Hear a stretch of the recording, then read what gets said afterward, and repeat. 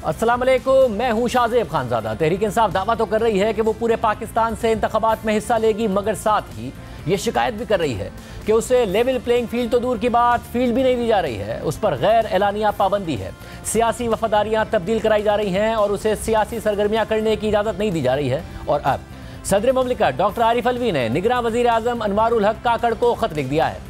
सदर ने social media पर खत का बटन पोस्ट करते हुए लिखा है कि सदर मुमलिकत ने निगरान वज़ीर आज़म को बुनियादी हुकूक और हमवार सियासी मैदान के हवाले से पाकिस्तान तहरीक इंसाफ के खदशात पर गौर करने का कहा।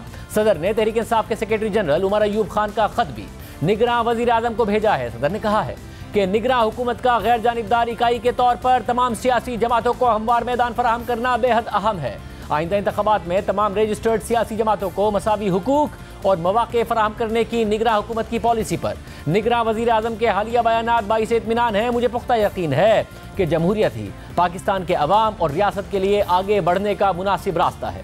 सदर ने मजीद लिखा है कि अवाम का सियासी सरगर्मियों में हिस्सा लेना और आज़ाद मीडिया के जरिए राय का इजहार करना ही जमहूरियत की रूह है। आज़ादाना, मुनसिफाना और मुस्तनद इलेक्शन पर पूरे पाकिस्तान में इत्तफाक है। सदर ने लिखा कि तमाम सियासी जमातों और रहनुमाओं को इलेक्शन में हिस्सा लेने और अवाम को उन्हें मुंतखब करने का हक है। उमर अयूब ने खत के जरिए पार्टी के तहफ़्फ़ुज़ात से आगाह किया है, जिसमें उन्होंने बुनियादी हुकूक की खिलाफ वर्जी, खासतौर पर जबरी गुमशुदगियों, ज़बरदस्ती सियासी वफादारियों की तब्दीली, अहम सियासी जमातों के लिए लेवल प्लेइंग फील्ड के फुकदान, मीडिया पर क्रैकडाउन और ख़वातीन सियासी वर्कर्स की गैर कानूनी तवील हिरासत के जरिए उनसे बदसलूकी पर तशवीश का इजहार किया है। सदर ने मज़ीद लिखा कि आइन के आर्टिकल 41 के तहत सदर मुमलिकत रियासत के सरबराह के तौर पर मुल्क के इत्तेहाद की अलामत है। सदर मुमलिकत वज़ीर आज़म और तमाम इदारों समेत शहरियों के हुकूक का तहफ़्फ़ुज़ करने के पाबंद हैं। सियासी वाबस्तगियाँ रखने वाले अफराद की जबरी गुमशुदगियों के बढ़ते हुए वाक़यात पर मीडिया में भी बहस हुई। लोगों की सियासी वाबस्तगियाँ और वफादारियाँ तब्दील किए जाने के ऐसे वाक़यात तशवीश का बाइस बनते हैं। सदर ने मज़ीद लिखा है कि ख़वातीन सियासी वर्कर्स की तवील नज़रबंदी या अदालत की जानिब से रिलीफ के बाद बार बार दोबारा गिरफ्तारियाँ मामले को मज़ीद हसास बना देती हैं। आइन के आर्टिकल 4 के तहत कानून के मुताबिक सलूक किया जाना हर शहरी का हक है। सदर मुमलिकत ने कहा है कि आइन के आर्टिकल 17 के तहत सियासी जमात की रुकनियत या तंजीम साजी करना हर शहरी का हक है। आइन का आर्टिकल 19 हर शहरी को आज़ादी इज़हार राय के साथ आज़ादी प्रेस का हक देता है। आखिर में सदर ने लिखा है कि निगरान वज़ीर आज़म हुकूमत के सरबराह होने के नाते इन मामलात पर गौर करें। सदर मुमलिकत ने निगरान वज़ीर आज़म को खत लिख दिया है। इससे पहले 23 अक्टूबर को तहरीक इंसाफ के सेक्रेटरी जनरल उमर अयूब ने सदर मुमलिकत को खत लिखकर तहरीक इंसाफ के साथ होने वाले सलूक की निशानदही की थी और सदर से किरदार अदा करने को कहा था, जिसके बाद अब सदर ने निगरान वज़ीर आज़म को खत लिख दिया है और उन्हें किरदार अदा करने का कह दिया है। इसके अलावा तहरीक इंसाफ ने इलेक्शन कमीशन को 24 नकाती चार्टर ऑफ डिमांड भी भेज दिया है। ये चार्टर ऑफ डिमांड पार्टी के सेक्रेटरी जनरल उमर अयूब की तरफ से भेजा गया है, जिसके मुताबिक 11 अक्टूबर को इलेक्शन कमीशन और PTI वफ्द ने इंतखाबी ज़ाब्ता अखलाक पर मुशावरत के लिए मुलाकात की। बैरिस्टर गौहर अली, बाबर अवान और सेनेटर अली जफर पर मुश्तमिल वफ्द ने इलेक्शन कमीशन से मुलाकात की। इस मुलाकात में शफाफ और मुनसिफाना इंतखाबात के लिए चार्टर ऑफ डिमांड पेश किया गया। Charter of demand election commission की तवज्जो दिलाने के लिए एक बार फिर पेश किया जा रहा है। आम इंतखाबात के तनाजुर में तहरीक इंसाफ को लेवल प्लेइंग फील्ड से महरूम रखा जा रहा है। इस पूरी सूरत हाल पर बात करेंगे। हमारे साथ मौजूद हैं तहरीक इंसाफ के सीनियर रहनुमा हामिद खान साहब। हामिद खान साहब, बहुत शुक्रिया हमें शो में ज्वाइन करने के लिए। खान साहब, ज़ाहिर है पार्टी का हक है हर फोरम पर आवाज़ उठाए, जहाँ जहाँ से दादरसी हो सकती है उसकी कोशिश की जाए, मगर आपको लगता है अमली तौर पर निगरान वज़ीर आज़म को खत लिखने से, इलेक्शन कमीशन को चार्टर ऑफ डिमांड पेश करने से आपकी जमात को लेवल प्लेइंग फील्ड मिल जाएगी? देखिए, लेवल प्लेइंग फील्ड तो बहुत दूर की बात है, हमें तो प्लेइंग फील्ड ही नजर नहीं आ रही। लेवल प्लेइंग फील्ड तो ये होती है कि आप हर मामले में हर पार्टी को बराबरी दें, उनके लीडर्स को आज़ाद करें, उनको सरगर्मियों में हिस्सा लेने दें, इलेक्शन के सरगर्मियों में।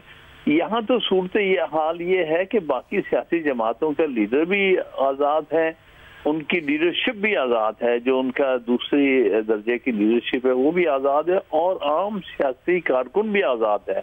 वो अपना काम अपने अपने हलकों में कर रहे हैं। बरक्स ये कि PTI के लीडर भी जेल में है और उनकी सारी लीडरशिप या जेल में है या वो अंडरग्राउंड होने पे मजबूर है। और जहाँ तक आम पॉलिटिकल वर्कर का ताल्लुक है, वो बेचारा भी जेल में है या अपने आप को अंडरग्राउंड किए हुए है, लिहाजा कोई सियासी सरगर्मियों में हिस्सा ही नहीं ले रहा है और ना ही कोई आगे नजर आ रही है ऐसी उम्मीद की किरण कि PTI के किसी लीडर को या लीडरशिप को और कारकुनों को सियासी सरगर्मियों में हिस्सा लेने दिया जाएगा। तो खास साहब, फिर सदर मुमलिकत से आप क्या कोई ज़्यादा बड़े रोल की तवक्को करते हैं, या बस ये ख़त लिख दिया आप समझते हैं यही बहुत है?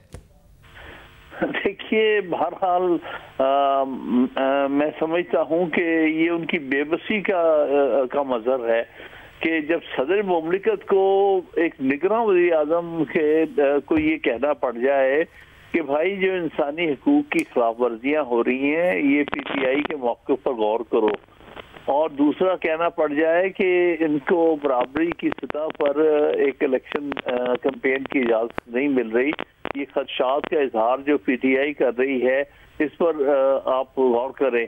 तो अब सवाल ये है कि उनकी तरफ से तो एक रिक्वेस्ट ही गई है ना, हालांकि उनको चाहिए था कि वाज़े तौर पर हुक्म दें इन हालात में, जबकि कोई वाज़े प्राइम मिनिस्टर भी नहीं है। और मैं समझता हूँ जो मौजूदा प्राइम मिनिस्टर है वो भी अपने 90 दिन पूरे कर चुके हैं, और उनकी भी टर्म जो है बतौर केयर टेकर तकरीबन ख़त्म होने को है।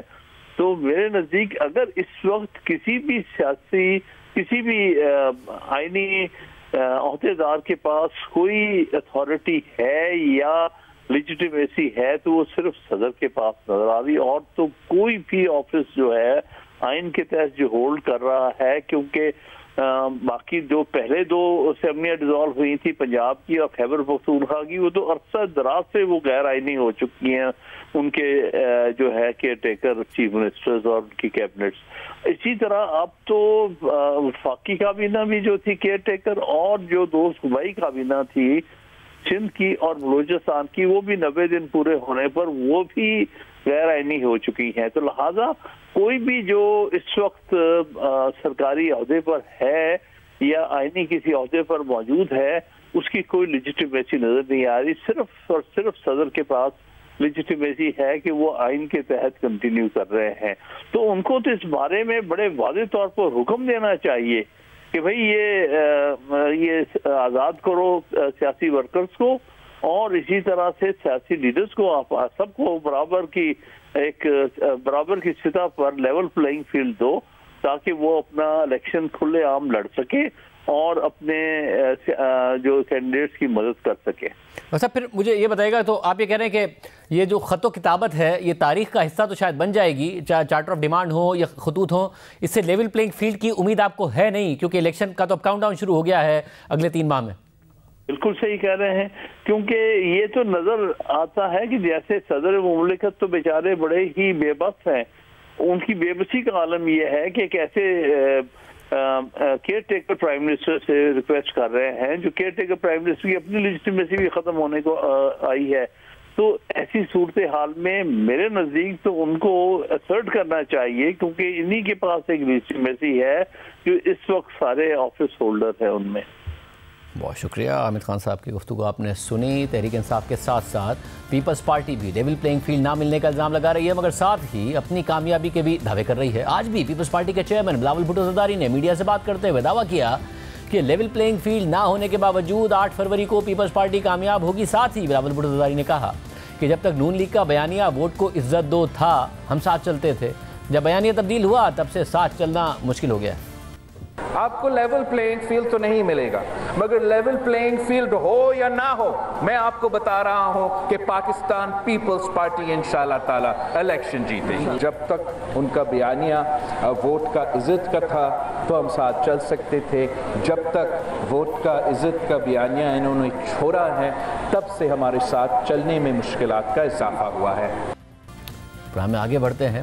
पाकिस्तान की जानिब से गैर कानूनी तौर पर मकीम अफगान मुहाजिरीन को डिपोर्ट करने का सिलसिला जारी है। इस हवाले से अफगान हुकूमत की मुसलसल तनकीद और इल्ज़ामात के बाद आज पाकिस्तान की जानिब से दो टोक मौक़िफ़ सामने आया है। निगरान वज़ीर आज़म अनवारुल हक काकड़ ने पाकिस्तान में दहशतगर्दी के बढ़ते हुए वाक़यात को अफगानिस्तान में 2021 में तालिबान की हुकूमत के साथ मुंसलिक किया, और साथ ही ये भी कहा कि पाकिस्तान में बेअमनी फैलाने में वाज़ेह किरदार गैर कानूनी तारिकीन वतन का है, इसलिए रियासत पाकिस्तान ने इन अफराद को अपने मुमालिक वापस भेजने का फैसला किया।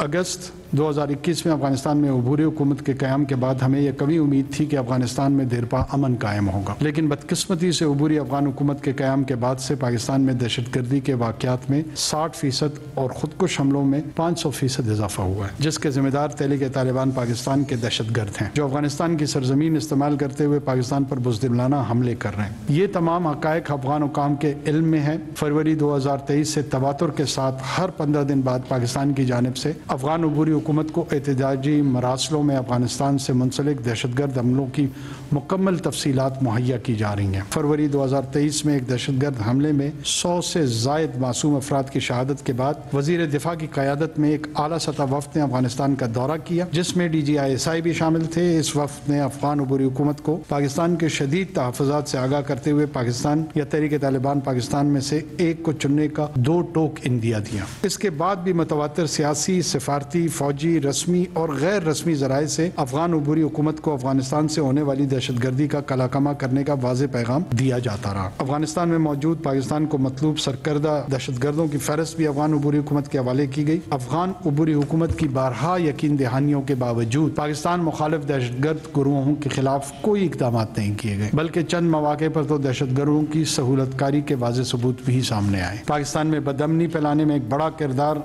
गैर कानूनी तारीक वतन का है। इसलिए रियासत पाकिस्तान ने इन अफराद को 1 नवंबर से वापस अपने ममालिक में भेजने का फैसला किया। पाकिस्तान की जानिब से गैर कानूनी तौर पर मुकीम अफगान मुहाजिरीन को डिपोर्ट करने के ऐलान पर अफगान हुकूमत का शदीद रद्द-ए-अमल भी सामने आया है। अफगानिस्तान के वज़ीर दिफा मुल्ला याकूब इस हवाले से पाकिस्तान को संगीन नताइज की धमकी दे चुके हैं, जबकि अफगानिस्तान के वज़ीर दाखिला सिराजुद्दीन हक्कानी ने एक बार फिर मौक़िफ़ दोहराया कि पाकिस्तान को अपने मसाइल की जिम्मेदारी अफगानिस्तान पर नहीं डालनी चाहिए। आज की प्रेस कॉन्फ्रेंस में निगरान वज़ीर आज़म अनवारुल हक काकड़ ने इन बयानात को गैर ज़रूरी, गैर जिम्मेदाराना और धमकी आमेज़ करार दिया और साथ ही ये मुतालबा भी किया कि अफगानिस्तान में गैर कानूनी तौर पर मुकीम पाकिस्तानी जो दहशतगर्दी में मुलविस हैं उनको पाकिस्तान के हवाले किया जाए। हम अबूरी अफगान हुकूमत से मुतालबा करते हैं कि वो भी अफगानिस्तान में गैर कानूनी तौर पर मुकीम पाकिस्तानियों को जो कि पाकिस्तान में दहशतगर्दी में मुलविस हैं पाकिस्तान के हवाले करें। हुकूमत पाकिस्तान ऐसे तमाम पाकिस्तानियों को वसूल करने के लिए तैयार है। दूसरी सूरत में हम अबूरी अफगान हुकूमत से तवक्को रखते हैं कि वो तहरीक तालिबान पाकिस्तान की सरकूबी के लिए हर मुमकिन इक़दामात अमल में लाएगी। 3 अक्टूबर को निगरान हुकूमत ने तमाम गैर कानूनी तौर पर मुकीम गैर मुल्कियों को 31 अक्टूबर तक अपने वतन वापस जाने की डेडलाइन दी थी और इस डेडलाइन के खत्म होने के बाद मुल्क भर के बड़े शहरों में गैर कानूनी तौर पर मुकीम अफगान मुहाजिरीन को होल्डिंग सेंटर्स मुंतकिल करने और फिर वहाँ से अफगानिस्तान डिपोर्ट करने का सिलसिला जारी है। जबकि आज निगरान हुकूमत ने रजिस्टर्ड अफगान मुहाजिरीन के लिए रजिस्ट्रेशन कार्ड की मुद्दत में 6 माह की तौसीह कर दी है। जबकि दूसरी जानिब पाकिस्तानी हुकाम के मुताबिक 1 अक्टूबर से अब तक 1,88,000 से ज़ायद अफगान शहरी वापस अफगानिस्तान जा चुके हैं। इस दौरान इंसानी हुकूक की तंजीमें और समाजी कारकुन मुसलसल हुकूमती पॉलिसीज़ और डिपोर्टेशन में शफाफियत पर सवाल उठा रही हैं। Human rights commission of Pakistan के कल सोशल मीडिया पर जारी किए गए बयान के मुताबिक सिंध, इस्लामाबाद, बलूचिस्तान और खैबर पख्तूनख्वा में हुकूमत की जानिब से अफगान मुहाजिरीन की डिपोर्टेशन के दौरान उनसे बदसलूकी की इत्तलात पर तशवीश का इजहार करती है। इस डिपोर्टेशन के अमल में बच्चों को भी पाकिस्तान में अपने घर वालों से अलग करके डिपोर्ट किया जा रहा है। सिविल सोसाइटी और इंटरनेशनल पनाहगज़ीनों की एजेंसीज की जानिब से सख्त तनकीद के बावजूद हुकूमत ने इस इक़दाम पर कायम रहकर बैनुल-अक़वामी रिवायती कानून की खिलाफ वर्जी की है। सूबाई और वफाकी हुकूमतों को इस बात को यकीनी बनाना चाहिए कि तमाम अफगान शहरियों के साथ इज्जत के साथ बर्ताव किया जाए और ये कि बच्चे किसी भी सूरत में अपने वालिदैन से अलग ना हो। हम फिर भी हुकूमत पर जोर देंगे कि वो इस गैर सोचे समझे इक़दाम पर नज़रसानी करे। सारी सूरत पर बात करेंगे। हमारे साथ मौजूद हैं सीनियर सहाफ़ी कामरान यूसुफ। कामरान साहब, बहुत शुक्रिया हमें शो में ज्वाइन करने के लिए। आप मुसलसल काफ़ी दिन से अपनी ख़बरों के ज़रिए और अपने वीलॉग्स के ज़रिए रिपोर्ट करते आए थे कि पाकिस्तान और अफ़गानिस्तान के ताल्लुकात ख़राब हो रहे हैं। हमें नज़र आया, आज तो ख़ुद बताया काकड़ साहब ने कि बाकायदा तौर पर वफ़द भी भेजे गए, समझाने की कोशिश की गई, उनसे कहा गया, मगर बात नहीं बनी। और आज पहली दफ़ा हम देख रहे हैं कि वज़ीर आज़म मुल्क के बाकायदा तौर पर उन्हें जवाब दे रहे हैं। पब्लिकली उनकी तरफ से तो स्टेटमेंट आते थे। बड़ा तेज़ी से यह सफ़र तय हुआ है। बताया गया था अफगानिस्तान में हुकूमत आएगी, तालिबान की बेहतर चीज़ें हो जाएंगी। इमरान खान साहब कहते थे कि ग़ुलामी की जंजीरें तोड़ दी हैं। जनरल फैज़ हमीद बतौर DGISI जाके कहते थे चाय का कप पीते हुए कि everything will be all right. मगर आज निगरान वज़ीर आज़म बता रहे हैं कि इनके आने के बाद दहशतगर्दी के वाक़यात बढ़ गए हैं। क्या ये हतमी तौर पर कोई फैसला हुआ है या फिर महज एक पब्लिकली ये पोस्चरिंग है ताकि कम से कम निगरान जो अफगान हुकूमत है वो कोऑपरेट करे? आई थिंक ड्रास्टिकली जो ताल्लुकात हैं पाकिस्तान और अफ़गान तालिबान के वो इंतहाई कशीदा हैं, और ये पोस्चरिंग जो है आज जो वज़ीर-ए-आज़म ने प्रेस कॉन्फ्रेंस की है ये कोई हैरान कुन नहीं है, क्योंकि इसके पीछे पिछले चंद हफ्तों से जो डेवलपमेंट्स हो रही हैं, बल्कि चंद माह से ये रिफ्लेक्ट कर रहा है। और बहुत सिंपल सी एक बात है कि जब अफ़गान तालिबान इक़्तिदार में आए थे, आपने जिन बयानात का हवाला दिया, पाकिस्तान की तवक्को यही थी कि जो अफ़गान तालिबान हैं, माजी की जो हुकूमतें अफ़गानिस्तान में रही हैं उसके बरक्स जो पाकिस्तान के सिक्योरिटी इंटरेस्ट हैं उनके खिलाफ काम नहीं करेंगे। और जो सबसे बड़ा पाकिस्तान का मुतालबा था कि कलअदम तहरीक तालिबान पाकिस्तान के जो सरहद पार ठिकाने हैं उनके खिलाफ वो कार्रवाई करेंगे। लेकिन आज 2 साल से ज़्यादा अरसा होने को है, बावजूद इसके कि अफ़गान तालिबान इक़्तिदार में हैं, जिनके बारे में माजी में कहा जाता था कि वो पाकिस्तान के प्रॉक्सी हैं, वो तवक्कुआत पूरी पाकिस्तान की नहीं हुई। इनफैक्ट ख़ुद जो अब वज़ीर-ए-आज़म भी कह रहे हैं कि जब से अफ़गान तालिबान इक़्तिदार में आए हैं तो उससे जो कलअदम तहरीक तालिबान पाकिस्तान है वो पहले से ज़्यादा मजबूत हुई है। 60% दहशतगर्दी के हमलों में इजाफ़ा हुआ है। तो in nutshell it's a failure of Pakistan जो अफ़गान पॉलिसी थी, और वो जो हमारी पॉलिसी थी अब वो हमें हॉन्ट कर रही है। डिफरेंस अब ये है कि ख़ास करके जब से जो आर्मी की क़यादत में तब्दीली आई थी, माजी में हमने ये देखा कि कैरेट एंड स्टिक की पॉलिसी रही, बावजूद इसके कि दहशतगर्दी के वाक़यात होते रहे, तो कहीं ना कहीं फिर भी हम लार्जर स्ट्रेटिजिक ऑब्जेक्टिव की वजह से अफ़गान तालिबान की इस पॉलिसी को नज़रअंदाज करते रहे। लेकिन जो मौजूदा फ़ौज की क़यादत है, जो मौजूदा पाकिस्तान के रियासती इदारे हैं, I think they have a zero tolerance और बहुत क्लियर पॉलिसी है कि अगर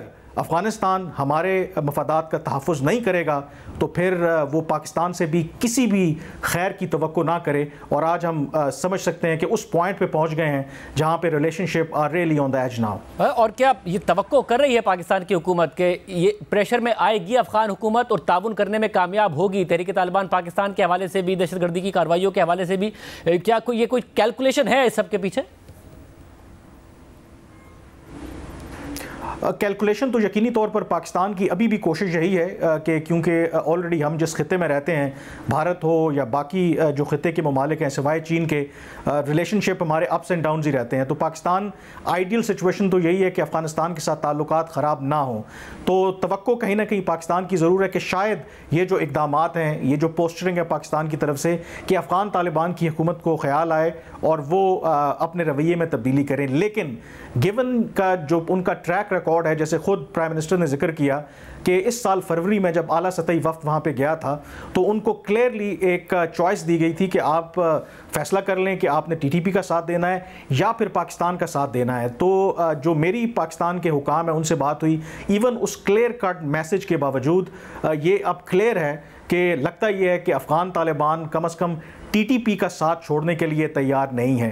तो ये बहुत मुश्किल इस वक्त सूरत हाल है, एक डायलेमा है। और लगता ये है कि जो रिलेशनशिप है between Afghan Taliban and the TTP, ये लगता नहीं है कि पाकिस्तान के दबाव में अफ़गान तालिबान की हुकूमत आएगी। इनफैक्ट आज की प्रेस कॉन्फ्रेंस के बाद जो उनके तर्जुमान का बयान आया, अगेन उन्होंने मुस्तरद किया, उन्होंने कहा कि ये पाकिस्तान का अंदरूनी मामला है और हम मुदाखलत नहीं कर रहे। और अगर पाकिस्तान में दहशतगर्दी के वाक़यात में इजाफा हुआ है तो पाकिस्तान को अपना हाउस इन ऑर्डर करना चाहिए। और एक दफ़ा फिर उन्होंने इंसिस्ट किया है कि टीटीपी जो है वो अफ़गानिस्तान से ऑपरेट नहीं कर रही, यानी कि वही जो उनका बयानिया अफ़गान तालिबान का रहा है, बावजूद इसके कि जो फरवरी की जो विज़िट था उसमें जो मुझे हुकाम ने बताया कि pinpointed whereabouts TTP के लोगों के अफ़गान हुकूमत को दिए गए थे, लेकिन उसके बावजूद they are in a state of denial. और आई थिंक हालात जो मेरी अपनी असेसमेंट है बेस्ड ऑन व्हाटएवर जो लोगों से बात हुई है, ताल्लुकात शायद मज़ीद कशीदा होंगे दोनों मुल्कों के दरमियान। बहुत शुक्रिया, इस हवाले से तज़िया दे रहे थे। प्रोग्राम में ब्रेक शामिल करते हैं और ब्रेक के बाद जिक्र होगा एक बहुत बड़े स्कैंडल का। जनरल फैज़ हमीद के हवाले से बड़े बड़े स्कैंडल आए हैं, उनकी सियासत में मुदाखलत, जुडिशरी में मुदाखलत, मगर ये जो स्कैंडल सामने आया है उसकी तहकीकात ज़रूरी हैं। सुप्रीम कोर्ट तक ये मामला पहुँचा है, आपके सामने तफसीलात रखेंगे ब्रेक के बाद। 2016 से पाकिस्तान की सियासत, सहाफ़त और अदालती मामलात से मुताल्लिक ISI के एक आला ओहदेदार लेफ्टिनेंट जनरल फैज़ हमीद का नाम किसी न किसी तनाज़े में बार बार सामने आता रहा है। कभी उनका नाम नवाज शरीफ को सज़ा दिलवाने के लिए अदालतों के जजेस पर असरअंदाज होने के लिए सामने आता रहा, तो कभी उनका नाम इमरान खान को जस्टिस साकिब निसार के जरिए सादिक अमीन का सर्टिफिकेट दिलवाने के लिए सामने आता रहा। कभी जनरल फैज़ हमीद का किरदार मीडिया पर पाबंदियों के सिलसिले में सामने आता रहा, तो कभी उनका नाम सियासी जमातों के खिलाफ मजहब का इस्तेमाल करने में सामने आता रहा है। लेकिन अब जनरल फैज़ हमीद का नाम एक ऐसे स्कैंडल में सामने आया है जो जुल्म और जबर की एक अलग मुबैना दास्तान है और इसकी तहकीक और तफ्तीश ज़रूरी है। ये वाक़या किसी सियासतदान से मुताल्लिक नहीं है, बल्कि ये वाक़या पाकिस्तान की एक कारोबारी शख्सियत से मुताल्लिक है। और इल्ज़ाम यह है कि जनरल फैज़ हमीद ने उस कारोबारी शख्सियत को अपने दौर में ना सिर्फ तशद्दुद का निशाना बनाया, बल्कि उस समेत उसके ख़ानदान को गैर कानूनी तौर पर अपनी कैद में रखा। उन्हें टॉर्चर का निशाना बनाया गया, उनके घर में छापा मारकर लूटमार मचाई और उन पर दबाव डालकर उनसे पैसे वसूल करते रहे, ISI के प्रोजेक्ट्स पर सरमायाकारी करवाते रहे। और इन वाक़यात के दौरान उस कारोबारी शख्सियत के ख़ानदान को ज़हनी और जानी नुकसानात का सामना करना पड़ा। ये स्कैंडल कहने को तो जनरल फैज़ हमीद और उनकी टीम से मुताल्लिक है, मगर इसकी तफसीलात ने मुख्तलिफ महकमों और इदारों पर भी संगीन सवालात उठा दिए हैं। ये वाक़या 12 मई 2017 को इस्लामाबाद और रावलपिंडी में पेश आया और जब यह वाक़या रिपोर्ट हुआ था उस वक्त नून लीग की हुकूमत थी। तब भी हमने आपके सामने इस प्रोग्राम में इस वाक़े की तफसीलात रखी थी। उस वक्त क्या हुआ था वो तमाम तफसीलात हम आपके सामने रखेंगे, लेकिन पहले बात करेंगे इस वाक़े के बराह रास्त मुतासरा फ़रीक की। 12 मई के वाक़े के मुतासरा फ़रीक मुइज़ अहमद खान है, जो एक हाउसिंग सोसाइटी के मालिक हैं, और उन्होंने जनरल फैज़ हमीद और उनकी टीम के खिलाफ सुप्रीम कोर्ट में आर्टिकल 184(3) के तहत दरख्वास्त दायर कर दी है। इस दरख्वास्त में वफाकी हुकूमत समेत साबिक DG ISI lieutenant general Faiz Hamid, brigadier retired Naeem Fakhar, brigadier retired Ghaffar, ISI के इर्तज़ा हारून और 100 नामालूम अफराद को नामजद किया गया है। और सुप्रीम कोर्ट में दायर होने वाली इस दरख्वास्त के मुताबिक मैं मुइज़ अहमद खान 2011 से एक हाउसिंग स्कीम का चीफ एग्जीक्यूटिव अफसर और मालिक हूँ। इस हाउसिंग स्कीम के राइट्स हासिल करने के बाद मैंने अलॉटीज़ के लिए इसे तामीर करना शुरू कर दिया, लेकिन मसला उस वक्त खड़ा हुआ जब बगैर किसी वजह के और अचानक जनरल फैज़ हमीद की हिदायत पर पंजाब रेंजर्स ने ISI के साथ मेरे दफातर और घर पर 12 मई 2017 को छापा मारा। और जब उन्हें कोई गैर कानूनी चीज़ नहीं मिली तो उन्होंने घर में मौजूद वसाइल को इकट्ठा करना शुरू कर दिया, जिसमें सोना, रकम और हाउसिंग स्कीम की मिल्कियत की असल दस्तावेज़ात शामिल थीं। और इस छापे का सबसे हैरानकुन पहलू यह था कि मेरी हाउसिंग स्कीम के जो साबिका मुलाजमीन थे, जिन्हें माली बदउनवानी की वजह से कंपनी से निकाला गया था, वो इस छापे में पंजाब रेंजर्स और ISI के एहलकारों के साथ मौजूद थे। और उन्होंने हमसे कहा कि ये सब कुछ जनरल फैज़ हमीद की हिदायत पर हो रहा है। और इस पूरे छापे के दौरान जो साजो सामान चुराया गया उसे मेरे घर के बाहर आपस में तकसीम किया गया और उसे 2 प्राइवेट टोयोटा करोला गाड़ियों के अंदर डाला गया, जिसकी तस्दीक CCTV फुटेज से की जा सकती है। दरख्वास्त गुजार के मुताबिक मेरा बेटा, जिसकी उम्र 8 से 9 साल थी, उसके मुंह पर ISI के अफसर इर्तज़ा हारून ने अपना बूट रखा और चिल्लाते हुए मेरे बेटे से कहा कि अपना गैजेट मुझे दे दो क्योंकि तुम्हारा बाप एक दहशतगर्द है। और ये सब कुछ मेरे और मेरी फैमिली के सामने किया गया और ये वो वाक़या है जिसे मैं कभी नहीं भुला सकता। लेकिन बात यहाँ रुकी नहीं। दरख्वास्त गुजार मुइज़ अहमद खान के मुताबिक 12 मई 2017 के इस गैर कानूनी छापे में मुझे और मेरी टीम के 6 अफराद को गिरफ्तार किया गया और 5 दिनों तक हमें गैर कानूनी तौर पर रावलपिंडी में एक डिटेंशन सेंटर में अपनी तहवील में रखा गया। और इस दौरान हर दिन मुझ समेत मेरी टीम पर जनरल फैज़ हमीद की टीम ने ज़ालिमाना तरीके से टॉर्चर किया। और इस टॉर्चर के दौरान जो एक चीज़ जबर के जरिए हमसे मांगी गई वो ये थी कि मैं अपनी हाउसिंग स्कीम के शेयर्स ट्रांसफ़र कर दूँ। लेकिन जब जनरल फैज़ हमीद को इस हवाले से नाकामी हुई तो 5 दिन की गैर कानूनी तहवील के बाद हमें रावलपिंडी में कायम CTD के पुलिस स्टेशन में भेज दिया गया और पर इंसदादी दहशतगर्दी की मुख्तलिफ दफात के तहत मुकदमा दायर कर दिया गया। और फिर फौरी तौर पर जनरल फैज़ हमीद ने जाहिदा जावेद असलम नामी खातून को बरतानिया से पाकिस्तान बुलवाया और उन्हें वापसी पर एक वज़ीर मुमलिकत का प्रोटोकॉल दिलवाया। हमारे अगवा के दौरान ही यह खातून पाकिस्तान आई और उन्होंने मेरी हाउसिंग स्कीम के शेयर्स की मुंतकली के मुआहदों को अदालत में चैलेंज कर दिया। लेकिन बाद में अदालत ने उनकी दरख्वास्त को मुस्तरद कर दिया था। और जब मुझे CTD के हवाले किया गया था तो उस रात मेरे ससुर मुझसे मिलने के लिए आए थे, लेकिन जनरल फैज़ हमीद की टीम ने उन्हें भी अगवा कर लिया और उन्हें 45 दिन तक गैर कानूनी तौर पर कैद में रखा गया। और जब उन्हें रिहा किया गया तो उनमें कैंसर जैसे मर्ज की तशखीस हुई और बाद में वो इंतकाल कर गए। इसके अलावा जब CTD के केस की समाअत के दौरान मैंने और मेरी टीम ने मेडिकल सहूलियात की दरख्वास्त की तो हमें ISI के नुमाइंदों की तरफ से यह पैगाम दिया गया था कि अगर हम अपने मौक़िफ़ से पीछे नहीं हटे तो मेरे ससुर की जान खतरे में पड़ सकती है। और ये इसलिए कहा गया क्योंकि उस वक्त मेरे ससुर रावलपिंडी में उनकी तहवील में थे। और ये बात भी काबिल ज़िक्र है कि इस गैर कानूनी तहवील के दौरान मिलिट्री इंटेलिजेंस के अफसरान ने भी मेरे ख़ानदान से 12 मई के गैर कानूनी छापे की तफसीलात जानने के लिए मुलाकातें की। दरख्वास्त गुजार मुइज़ खान के मुताबिक 2017 में पंजाब रेवेन्यू अथॉरिटी ने मुझे सबसे ज़्यादा टैक्स देने वाला शख्स डिक्लेयर किया था और इस सब के बाद जनरल फैज़ हमीद ने मेरे साथ ये सलूक किया। मेरे खिलाफ जो CTD रावलपिंडी ने मनगढ़ंत केस दायर किया था इसे अदालत ने झूठा करार दिया और पंजाब रेंजर्स की पूरी कार्रवाई को गैर कानूनी करार दिया गया, जिसके नतीजे में मैं और मेरी टीम 30 मार्च 2018 को बाइज्जत बरी हो गए। लेकिन अदालत की तरफ से रिहाई मिलने के बावजूद उन मुजरिमों के खिलाफ कोई एक्शन नहीं लिया गया जिनकी वजह से मुझे और मेरे खानदान को ज़हनी अजियत और सदमे से गुजरना पड़ा था। लेकिन बात यहाँ तक नहीं रुकी। मुझे मजीद ब्लैकमेल करने के लिए जमीन के इंतकाल से मुतालिक दस्तावेजात में रेवेन्यू स्टाफ ने मकामी लोगों के जरिए रद्दोबदल कर दिया, लेकिन बाद में इस केस का फैसला भी मेरे हक में सुना दिया गया, जिसके बाद जनरल फैज हमीद और उसकी टीम ने मुझे मजीद बेबुनियाद केसेस में फंसाने की कोशिश की। मनी लॉन्ड्रिंग जैसे केसेस में मुझे फंसाने की कोशिश की गई, मगर हर इदारे ने मुझे बेकसूर करार दिया और इस सब की वजह से मेरे खानदान ने ज़हनी तौर पर बहुत नुकसान उठाया। मेरी अहलिया ज़हनी सदमों की वजह से मुख्तलिफ आर्ज़ों में मुब्तला हो गई और इन वाक़यात की वजह से मेरे ससुर की जान चली गई। और जब जनरल फैज हमीद अपने मकासद में नाकाम हो गए तो उन्होंने वसीम ताबिश नामी शख्स के जरिए इन वाक़यात से खुद को अलहदा करने की कोशिश की और इस सिलसिले में वसीम ताबिश ने मेरी जनरल फैज हमीद के भाई सरदार नजफ हमीद से मुलाकात तय करवाई थी और ये मुलाकात चकवाल के एक मकामी चाय के होटल पर करवाई गई थी। और जब हम इस होटल में पहुंचे तो वहां जनरल फैज हमीद के भाई नजफ हमीद पहले से मौजूद थे और इस मुलाकात के दौरान जनरल फैज हमीद के भाई सरदार नजफ हमीद मुसलसल माफ़ी मांगते रहे और मुझे इस बात पर कायल करने की कोशिश करते रहे कि उनके भाई जनरल फैज हमीद इस वाक़े में मुलविस नहीं थे, वो तो एक अच्छे इंसान हैं। दरख्वास्त गुजार मुईज़ अहमद खान के मुताबिक जब मुझे अदालत से बरी किया गया था तो उस वक्त पाकिस्तानी फ़ौज में खिदमत सर अंजाम देने वाले मेरे कज़न ब्रिगेडियर हामिद खान ने उस वक्त के ISI के DGC जनरल फैज हमीद से रब्ता किया और फिर जनरल फैज हमीद ने मेरे कज़न को आपारा में अपने दफ्तर बुलाया और इस मुलाकात के दौरान जनरल फैज हमीद ने मेरे कज़न को बताया कि मेरे घर पर छापे के दौरान जो चीज़ें रेंजर्स और ISI के अहलकार लेकर गए थे और जिसकी वापसी का हम मुतालबा कर रहे थे उनमें से कुछ चीज़ें वापस कर दी जाएंगी। लेकिन जनरल फैज हमीद ने छापे के दौरान जब्त किए गए 400 तोला सोना और एक बड़ी रकम को वापस करने से इनकार कर दिया और जो कुछ चीज़ें हमें वापस की गई थीं वो इस शर्त पर की गई थी कि बदले में हम ISI के मुख्तलिफ प्रोजेक्ट्स में सरमायाकारी करेंगे। सिर्फ यही नहीं, ब्रिगेडियर नईम फ़खर और ISI प्रोजेक्ट्स के deputy director general brigadier Ghaffar ने अपने दफातर के जरिए ज़बरदस्ती मुझसे 4 करोड़ रुपए की रकम कैश में हासिल की, जिसके सबूत मेरे पास मौजूद हैं। और साथ ही कुछ महीने तक एक TV नेटवर्क को स्पॉन्सर करने के लिए मुझ पर दबाव डाला गया, जिसकी अदायगी के सबूत भी मेरे पास मौजूद हैं। और इसके बाद मेरे घर और दफातर पर छापे के दौरान जो 4 टोयोटा रिवो गाड़ियां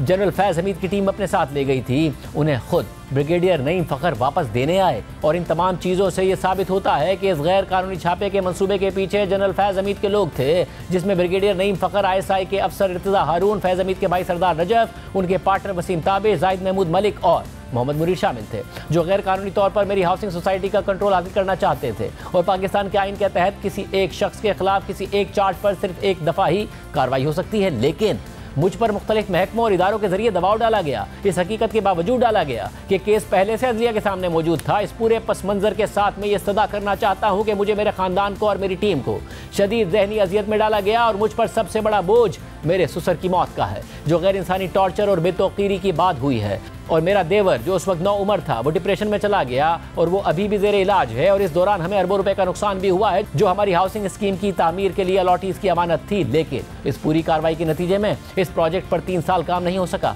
और मार्केट वैल्यू को मद्देनजर रखते हुए हमें मजमूई तौर पर 100 अरब रुपए का नुकसान हुआ है। इसलिए मैं इस अदालत से आर्टिकल 184(3) के तहत ये इस्तदा करता हूँ कि वफाकी हुकूमत को सेक्रेटरी दिफा के जरिए हिदायत की जाए कि वो तमाम मुतल्लिका लोगों के खिलाफ कार्रवाई का आगाज़ करे और उसे यह हिदायत भी की जाए कि गैर कानूनी छापे में मुजरिमान के खिलाफ जो मेरी दरख्वास्त है उसका मेरिट पर फैसला किया जाए और मुझे सुनवाई का मौका देकर गैर कानूनी छापे के दौरान चोरी शुदा तमाम साजो सामान वापस किया जाए और मुझे ये इजाज़त भी दी जाए कि मैं अपनी बेगुनाही और जनरल फैज हमीद और दीगर के गैर कानूनी इक़दाम के सबूत सामने रख सकूँ, क्योंकि मेरे पास 12 मई 2017 के वाक़े की वीडियो फुटेज भी मौजूद है, जिससे यह साबित होता है कि जो खतरनाक असलहा, जिसमें ग्रेनेड और बारूदी सामान भी शामिल है, मुझ पर मुकदमा बनाने के लिए डाला गया, वो गलत तरीके से डाला गया और छापे के दौरान ऐसी कोई रिकवरी हुई ही नहीं थी। ये वो दरख्वास्त थी जो जनरल फैज हमीद और उनकी टीम के खिलाफ सुप्रीम कोर्ट में दायर हुई है, जिसमें बाकायदा जनरल फैज हमीद पर पाकिस्तान के हसास इदारे को अपनी ज़ात के लिए गलत तरीके से इस्तेमाल करने के इल्ज़ामात हैं, अपने ओहदे का नाजायज़ इस्तेमाल करके पाकिस्तान के एक आम शहरी को ब्लैकमेल करने के इल्ज़ामात हैं,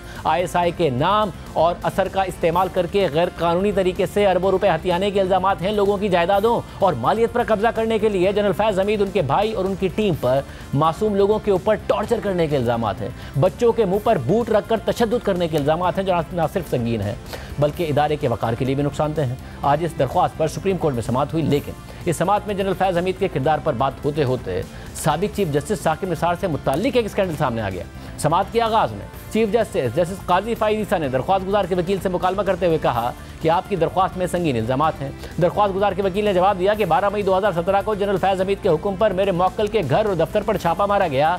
छापे में कीमती सामान और निजी हाउसिंग सोसाइटी का रिकॉर्ड चोरी कर लिया गया और इस गैर कानूनी कार्रवाई का मकसद हाउसिंग सोसाइटी का कंट्रोल हासिल करना था। छापे के बाद फैज हमीद ने दरख्वास्त गुजार को 5 फैमिली मेंबर्स के साथ अगवा करके हब्से बेजा में रखा। इसलिए वफाकी हुकूमत जनरल फैज हमीद, उनके भाई नजफ हमीद और दीगर के खिलाफ कार्रवाई करे। इस पर चीफ जस्टिस काजी फाइसा ने दरख्वास्त गुजार के वकील से पूछा कि तो अदालत क्या करे, तो वकील ने जवाब दिया कि वजारत दिफा को हुक्म दिया जाए, वो कार्रवाई की मजाज अथॉरिटी है। चीफ जस्टिस ने पूछा कि क्या ये केस पहले भी इस अदालत के सामने आया था। इस पर वकील ने जवाब दिया कि हमारी दरख्वास्त तो पहली बार समाअत के लिए मुकर्रर हुई है। तो चीफ जस्टिस ने रिमार्क दिए कि अदालत के सामने 2 दरख्वास्तें हैं। जाहिदा जावेद असलम की दरख्वास्त भी हमारे सामने है, हमने तारीखें देने की रिवायत खत्म कर दी है। बरतानिया की शहरी जाहिदा असलम ने 2017 में सुप्रीम कोर्ट में आर्टिकल 184(3) का केस दायर किया। साबिक चीफ जस्टिस साकिब निसार ने चैम्बर में नवंबर 2018 में फरीकैन को बुलाकर केस चलाया। क्या चीफ जस्टिस चैम्बर में सिंगल जज के तौर पर फरीकैन को बुलाकर केस चला सकता है? साबिक चीफ जस्टिस साकिब निसार ने खुद ही FIA, पुलिस और CTD को नोटिस जारी कर दिया। इस नोयत की दरख्वास्त जाहिदा असलम ने साबिक चीफ जस्टिस गुलजार अहमद के सामने भी रखी थी। सुप्रीम कोर्ट के ह्यूमन राइट्स सेल में आर्टिकल 184(3) की दरख्वास्तें दायर की गई। जो दरख्वास्त हमारे सामने है ये भी 184(3) के तहत ही दायर की गई है। इस मौके पर जस्टिस अतर मिनल्ला ने रिमार्क दिए कि ह्यूमन राइट्स सेल और सुप्रीम कोर्ट में फ़र्क है। मैंने हाई कोर्ट में एक फैसले में करार दिया था कि ह्यूमन राइट्स सेल गैर कानूनी है, ये सेल किसी कानून के तहत कायम नहीं है। माजी में ह्यूमन राइट्स सेल के जरिए बदतरीन नाइंसाफियाँ हुई हैं। जस्टिस अतर मिनल्ला ने मजीद कहा कि कोई चीफ जस्टिस कानूनी दायरा इख्तियार से बाहर के मामला पर नोटिस नहीं ले सकता। जो मामला जुडिशल दायरा इख्तियार में आया ही नहीं, इस पर समाअत कैसे की गई? चीफ जस्टिस ने दरख्वास्त गुजार के वकील को मुखातिब करके पूछा कि हफीजुर रहमान साहिब, जाहिदा असलम और आपकी दरख्वास्त की आर्टिकल 184(3) के तहत आती हैं? तो वकील ने जवाब दिया कि जाहिदा असलम की दरख्वास्त 184(3) में नहीं आती क्योंकि वो मामला सिविल अदालत में ज़ेर समाअत था, मगर हमारी दरख्वास्त आर्टिकल 184(3) में आती है क्योंकि वो मामला किसी और फोरम पर नहीं गया। जिसके बाद चीफ जस्टिस ने रिमार्क दिए कि चैम्बर में बैठा जज सुप्रीम कोर्ट नहीं होता, अदालत में बैठे जजेस सुप्रीम कोर्ट हैं। चैम्बर में बैठकर सुप्रीम कोर्ट की कार्रवाई नहीं चलाई जा सकती, चैम्बर में सिर्फ चैम्बर अपीलें सुनी जा सकती हैं। फिर चीफ जस्टिस ने जनरल फैज हमीद के खिलाफ दरख्वास्त निपटा दी और कहा कि दरख्वास्त गुजार ने ISI के साबिक अहदेदार पर संगीन इल्जामात लगाए हैं। दरख्वास्त गुजार के पास जनरल फैज हमीद समेत फरीकैन के खिलाफ मुतल्लिका फोरम्स मौजूद हैं। सुप्रीम कोर्ट केस के मेरिट्स को छेड़े बगैर ये दरख्वास्तें निपटाती है। जिसके बाद चीफ जस्टिस ने रिमार्क दिए कि जस्टिस साकिब निसार किस कानून के तहत चैम्बर में केस सुनते रहे? तो DG HR सेल ने जवाब दिया कि चीफ जस्टिस के पास चैम्बर में केस सुनने का कोई जुडिशल इख्तियार नहीं था। जिस पर जस्टिस अतर मिनल्ला ने सवाल किया कि क्या HR सेल ने अपना रिकॉर्ड ज़ाया कर दिया है? तो DG HR सेल ने जवाब दिया कि जस्टिस साकिब निसार के कहने पर HR सेल की 3,98,000 दरख्वास्तों का रिकॉर्ड ज़ाया किया गया। जिसके बाद सुप्रीम कोर्ट ने जाहिदा असलम की दरख्वास्त निपटा दी और ऑब्जर्वेशन दी कि जाहिदा असलम केस में चीफ जस्टिस साकिब निसार के चैम्बर के फैसले की कोई कानूनी हैसियत नहीं है। अब ये जाहिदा असलम वही हैं जिनसे मुताल्लिक हाउसिंग सोसाइटी के मालिक ने अपनी दरख्वास्त में इल्ज़ाम आयद किया है कि उन्हें जनरल फैज हमीद ने बरतानिया से वजीर का प्रोटोकॉल देकर बुलवाया ताकि वो हाउसिंग सोसाइटी की मिल्कियत से मुताल्लिक अदालत में दरख्वास्त दायर करें। बहरहाल सुप्रीम कोर्ट ने जनरल फैज हमीद के खिलाफ शिकायत को मुताल्लिका फोरम पर उठाने की हिदायत की है। अब देखना होगा कि मुताल्लिका फोरम इस हवाले से क्या कार्रवाई करते हैं, क्योंकि जब ये वाक़या हुआ था उस वक्त मुल्क में नून लीग की हुकूमत थी, वज़ीर दाखिला चौधरी निसार थे और इस दौरान पंजाब रेंजर्स और वज़ारत दाखिला के दरमियान तनाव की कैफियत भी पैदा हो गई थी, क्योंकि रेंजर्स ने यह छापा मकामी इंतजामिया के इल्म में लाए बगैर मारा था, जिस पर वज़ारत दाखिला बरहम हो गई थी और उसने रेंजर्स से वजाहत मांगते हुए उसकी खिदमात वापस लेने से मुताल्लिक खबरदार भी किया था। 19 मई 2017 को ये तमाम तर तफसीलात हमारे प्रोग्राम में सामने लाई गई थी और जियो न्यूज़ के नुमाइंदे एजाज सैयद ने यह खबर दी थी कि हसास इदारों के कुछ एहलकार इस हाउसिंग सोसाइटी की इंतजामिया से पैसे हथियाना चाहते थे और इस पूरे मामले पर वज़ारत दाखिला कुछ नहीं। आज से एक हफ्ता पहले 12 मई की सुबह वफाकी दारुल हुकूमत में रेंजर्स ने एक कार्रवाई की जिसमें निजी हाउसिंग स्कीम पर छापा मारा गया, लेकिन इस कार्रवाई के लिए कानूनी तकाजे पूरे नहीं किए गए। ना तो जिला इंतजामिया से इजाज़त ली गई और ना ही पुलिस को साथ लिया गया। रेंजर्स की इस कार्रवाई पर वज़ारत दाखिला ने आज वजाहत तलब कर ली है। वज़ारत दाखिला की जानिब से DG रेंजर्स पंजाब को भेजे गए मुरासले में कहा गया है कि अगर रेंजर्स ने इस छापे की वजह ना बताई तो उसे वापस भेज दिया जाएगा। वज़ारत दाखिला के मुरासले में मौक़िफ़ इख्तियार किया गया है कि रेंजर्स को पुलिस के बगैर छापा मारने का इख्तियार नहीं। कानून के मुताबिक किसी भी छापे के लिए रेंजर्स को जिला इंतजामिया से मंजूरी लेना जरूरी है। वज़ारत दाखिला के मुताबिक वज़ीर दाखिला चौधरी निसार की मंजूरी से DG रेंजर्स पंजाब को 15 और 17 मई को भी मुरासले भेजे गए, मगर जवाब ना आया। वज़ारत दाखिला के ज़राए का कहना है कि अगर पीर 22 मई तक जवाब ना आया तो मुफाद आमा में रेंजर्स को वापस भेज देंगे। क्या वजह हो सकती है कि वजारत दाखिला, वजीर दाखिला इतने नाराज हों? क्योंकि इस केस के पीछे मामला क्या है, इस बारे में हमारी हाउसिंग स्कीम की मिल्कियत रखने वाले खानदानी ज़राए से बात हुई है। खानदानी ज़राए दावा करते हैं कि ये मामला ज़मीन पर कब्जे का है, लेकिन इसे MQM लंदन से जोड़ने की कोशिश की जा रही है। उन्होंने मजीद बताया कि जुमे की सुबह टॉप सिटी 1 की साइट, उसके दफातर और प्रोजेक्ट के मालिक कुंवर मुईज के घर पर रेंजर्स ने छापा मारा और उन्हें गिरफ्तार करने के साथ साथ घर में मौजूद जेवरात, नकदी और लाइसेंस याफ्ता असला भी साथ ले गए। ये खानदानी ज़राए का दावा है। वो मजीद कहते हैं कि असलहा कुंवर मुईज की निजी सिक्योरिटी एजेंसी एवर रेडी के नाम से रजिस्टर्ड है, यानी रजिस्टर्ड असला है उनके मुताबिक। और खानदानी ज़राए ये भी कहते हैं कि छापे के दौरान टॉप सिटी 1 के दफातर से तमाम रिकॉर्ड और मशीनें भी साथ ले गए हैं।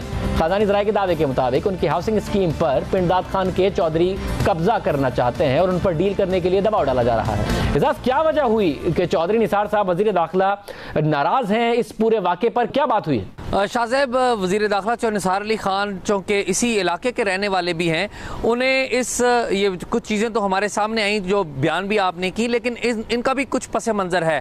कुछ हमें जो इतलात मिली हैं उनके मुताबिक कुछ हल्के इस हाउसिंग सोसाइटी की इंतज़ामिया से कोई पैसे भी हथियाना चाहते थे और उनमें एक खुफिया अदारे के कुछ एहलकारों का, कुछ अफसरों का नाम भी शामिल है।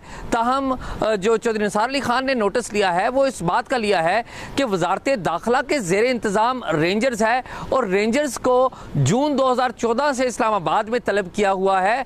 90 दिन की उनकी तैनाती होती है और उसे एक्सटेंड किया जाता है और एक असूल तय किया गया है कि रेंजर्स कोई भी कार्रवाई करेगी, पुलिस उसके साथ होगी और वो इंतज़ामिया से इजाज़त लेगी। लेकिन इस पर्टिकुलर केस में हमारी इतलात के मुताबिक रेंजर्स ने इंटेलिजेंस मालूमात तो ली, लेकिन पुलिस को, इंतज़ामिया को, वजारत दाखिला को, किसी एहलकार को बताना गवारा नहीं समझा।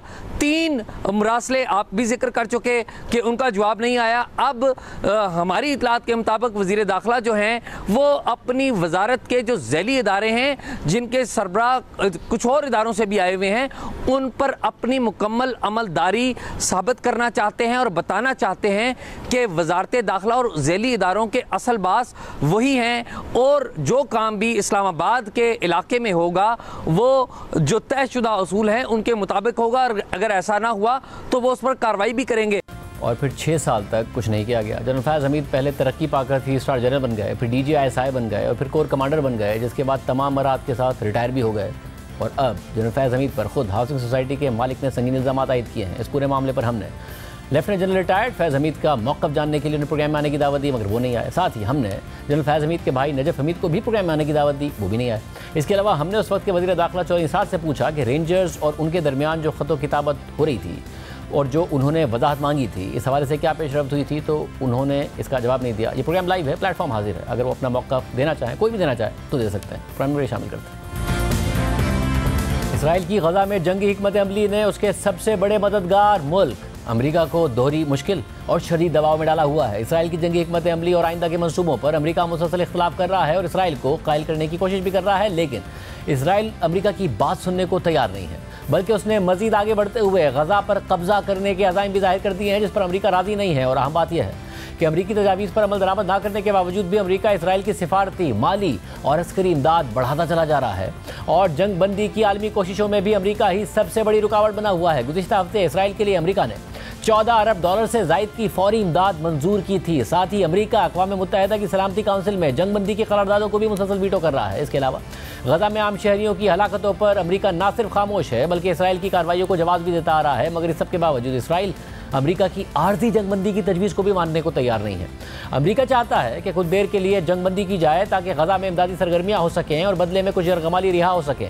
इसराइली मीडिया का दावा है कि अमेरिकी सदर जो बाइडेन इसराइली वज़ीर आज़म नेतन्याहू से जंग में कम अज़ कम 3 दिन के वक्फे की बात कर रहे हैं। और अब से कुछ देर पहले फ्रांसीसी खबर रसाई इदारे AFP ने दावा किया है कि हमास के ज़राए ने तस्दीक की है कि कतर में 3 दिन की जंगबंदी के बदले में 12 यरगमालियों की रिहाई के लिए मुज़ाकरात हो रहे हैं। इन यरगमालियों में 6 अमरीकी शहरी भी शामिल हैं और ये वाज़ेह रहे कि इसराइल आर्जी जंगबंदी को भी तमाम यरगमालियों की रिहाई से मशरूत कर चुका है और अमरीकी तजवीज़ को मुस्तरद कर चुका है। मगर सिर्फ यही नहीं, अमरीका और इसराइल के दरमियान अब एक और इख्तिलाफ भी सामने आ गया है। जंग खत्म होने के बाद इसराइल गज़ा पर कब्जा करना चाहता है, लेकिन अमरीका ने इस मंसूबे की मुखालफत कर दी है और इसराइली वज़ीर आज़म को पैगाम पहुँचा दिया है। टोक्यो में G7 के इजलास के दौरान अमरीकी वज़ीर ख़ारजा एंटनी ब्लिंकन ने भी इसी मौक़िफ़ को दोहराया।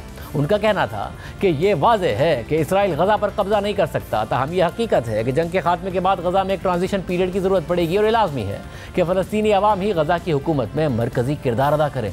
गज़ा पर इसराइली कब्ज़े से मुतालिक अमरीकी मौक़िफ़ के हवाले से अमरीकी नशियाती इदारे CNN ने भी एक तफसीली खबर शाया की है, जिसके मुताबिक व्हाइट हाउस ने जंग के बाद के मंसूबों से मुतालिक इसराइल को खबरदार कर दिया है। व्हाइट हाउस ने कहा है कि अमरीका नहीं समझता कि इसराइली फोर्सेस को गज़ा पर दोबारा कब्जा करना चाहिए। अमरीकी नेशनल सिक्योरिटी काउंसिल के तर्जुमान जॉन किर्बी ने CNN से बात करते हुए कहा कि अमरीकी सदर अब भी समझते हैं कि इसराइली फोर्सेस की जानिब से गज़ा पर कब्जा करना अच्छा नहीं होगा, ये इसराइल और इसराइली अवाम के लिए अच्छा नहीं है। जॉन किर्बी के मुताबिक अमरीकी वज़ीर ख़ारजा एंटनी ब्लिंकन की खित्ते में बातचीत का एक हिस्सा ही यही है कि जंग के बाद गज़ा कैसा होना चाहिए, वहाँ कैसी हुकूमत होगी, क्योंकि गज़ा जंग के बाद जैसा भी नज़र आए लेकिन वैसा नहीं नज़र आ सकता जैसा 6 अक्टूबर को नज़र आता था, यानी गज़ा में हमास की हुकूमत नहीं हो सकती।